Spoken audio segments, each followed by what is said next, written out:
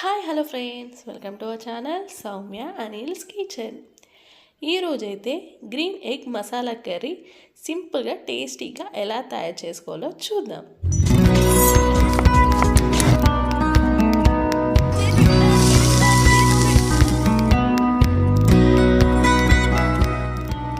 ముందుగా కావాల్సిన ఇంగ్రీడియంట్స్ ఏంటో చూద్దాం. బిర్యానీ స్పైసీస్, ధనియా పౌడర్, ఆనియన్స్, పెరుగు, జీడిపప్పు, వెల్లుల్లి, కరివేపాకు, కొత్తిమీర, kasuri methi, chillies, tomatoes, salt, పసుపు, అల్లం వెల్లుల్లి పేస్ట్, ఆయిల్, 4 eggs బాయిల్ చేసి పెట్టుకోవాలి. ఇప్పుడు ఎలా తయారు చేసుకోవాలో చూద్దాం. ముందుగా మిక్సీ జార్ తీసుకొని అందులో చిల్లీస్ని యాడ్ చేసుకుందాం. అలానే జీడిపప్పుని కూడా యాడ్ చేసుకుందాం. అలానే వెల్లుల్లిని కూడా యాడ్ చేసుకుందాం. ఇప్పుడు ఫ్రెష్గా కడుక్కున్న కొత్తిమీరని కొంచెం యాడ్ చేసుకొని ఇప్పుడు ఒక 2 టమాటోస్ని ఇందులో యాడ్ చేసుకుందాం. అలానే పెరుగును కూడా యాడ్ చేసుకుందాం. యాడ్ చేసుకొని ప్లేట్ని క్లోజ్ చేసి మెత్తని పేస్ట్ లాగా గ్రైండ్ చేసుకోవాలి. ఇలా మంచి పేస్ట్ లాగా గ్రైండ్ చేసుకోవాలి. ఇప్పుడు స్టవ్ పై కడాయిని పెట్టుకొని ఒక 1 స్పూన్ ఆయిల్ని యాడ్ చేసుకుందాం. అలానే బాయిల్ చేసిన ఎగ్స్ని ఇందులో యాడ్ చేసుకుందాం.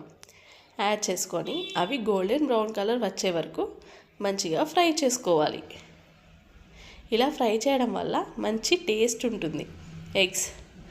ఇప్పుడు కొంచెం పసుపును యాడ్ చేసుకుందాం. యాడ్ చేసుకొని మొత్తం మంచిగా కలుపుకోవాలి.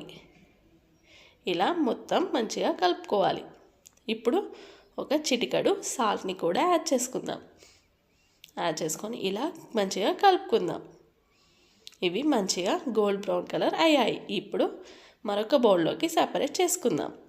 ఇప్పుడు అదే కడాయిలో ఆయిల్ని యాడ్ చేసుకుందాం. అలానే బిర్యానీ స్పైసెస్ని కూడా యాడ్ చేసుకుందాం. అవి కొంచెం ఫ్రై అయ్యాక ఆనియన్స్ని యాడ్ చేసుకోవాలి. ఆనియన్స్ని యాడ్ చేసుకొని మంచిగా ఫ్రై చేసుకుందాం. ఇప్పుడు కరివేపాకును కూడా యాడ్ చేసుకుందాం. మొత్తం మంచిగా కలుపుకోవాలి. ఇప్పుడు అల్లం వెల్లుల్లి పేస్ట్ని యాడ్ చేసి పచ్చివాసన పోయే వరకు ఫ్రై చేసుకోవాలి. ఇలా మొత్తం మంచిగా ఫ్రై చేసుకోవాలి. ఇప్పుడు పసుపును యాడ్ చేసుకుందాం. అలానే సాల్ట్ని కూడా యాడ్ చేసుకుందాం టేస్ట్కి సరిపడా. మొత్తం మంచిగా కలుపుకోవాలి. ఇప్పుడు మనం గ్రైండ్ చేసిన పేస్ట్ని ఇందులో యాడ్ చేసుకుందాం. యాడ్ చేసుకొని ఇది ఆయిల్లో మంచిగా ఫ్రై కావాలి. ఇలా మంచిగా ఫ్రై అయితే టేస్ట్ మంచిగా ఉంటుంది, లేకపోతే పచ్చివాసన వస్తుంది. ఇలా ఆయిల్ అనేది పైకి వచ్చేలాగా మంచిగా ఫ్రై చేసుకోవాలి. ఇలా మంచిగా ఫ్రై చేసుకోవాలి. ఇప్పుడు మనం ఫ్రై చేసి పెట్టుకున్న బాయిల్డ్ ఎగ్ని ఇందులో యాడ్ చేసుకుందాం. యాడ్ చేసుకొని మొత్తం మంచిగా కలిసేటట్టు కలుపుకోవాలి. ఇలా మంచిగా కలుపుకోవాలి. ఎగ్ని ఎప్పుడు ఒకే రకంగా కాకుండా ఇలా డిఫరెంట్గా ట్రై చేయండి. చాలా టేస్టీగా ఉంటుంది. నేను చెప్పినట్టయితే ట్రై చేయండి, చాలా బాగుంటుంది. ఇప్పుడు కొత్తిమీర, ధనియా పౌడర్, కసూరి మేతిని యాడ్ చేసుకొని మంచిగా మొత్తం కలుపుకోవాలి. ఇప్పుడు ఒక 2 cups వాటర్ని యాడ్ చేసుకుందాం. వాటర్ని యాడ్ చేసుకొని అది మొత్తం బాయిల్ అయ్యేటట్టు చూసుకోవాలి. ఇలా బాయిల్ అయితే ఎగ్ లోపలికి అనేది కొంచెం గ్రేవీ వెళ్తుంది. అప్పుడు ఎగ్ అనేది మంచి టేస్టీగా ఉంటుంది. చూడండి, ఇది కుక్ అవుతుంది. ఇంకొక 2 minutes అయితే మొత్తం దగ్గరికి అవుతుంది. ఈ గ్రేవీ అనేది కొంచెం చిక్కగా అయ్యేటట్టు కుక్ చేసుకోవాలి. చూడండి, ఇదైతే కొంచెం చిక్కగా అయిపోయింది. ఇది పర్ఫెక్ట్గా కుక్ అయింది. ఇలా నేను చూపించే విధంగా ట్రై చేయండి, చాలా టేస్టీగా ఉంటుంది.